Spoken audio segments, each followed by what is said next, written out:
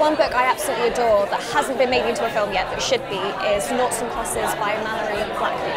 And in terms of cast, the girl from, I think her name's Amanda something, from The Hunger Games, I would love her to be the main lead. I read The Martian and I loved it to pieces. It was my favourite thing ever. And then it was turned into a film and it was my dream come true. It was just so much fun to be transported into that world because it was a film, it was real, it was so much fun. So that dream has already been answered.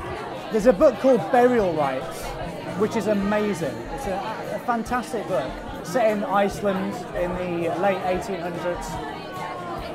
Really enjoyed it, really enjoyed it. And it felt very filmic. And throughout I was like, oh, I really hope that this gets picked up and turned into a movie. So I'd choose that book. Maybe Kristen Stewart would be amazing as the lead in that. Just because she's very moody and it's quite a moody book. I wish The Awakened Mage and Instant Mage were a film.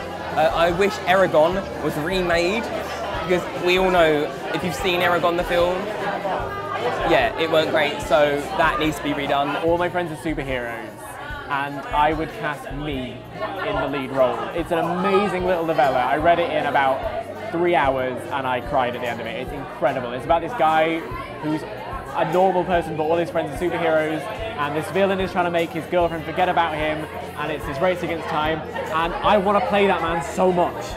Sabata hid an ember in their ashes, which is kind of a Roman fantasy series, and it was out in 2015, and it's just incredible, really amazing world building. A Chaos Walking trilogy by Patrick Ness. It's a fantastic dystopian kind of huge trilogy that kind of spans a long time, and it's just really fantastic. And I'm not sure who I would cast in it. To be honest, when I read books, I don't really imagine people very well. I imagine the kind of settings and what's going on.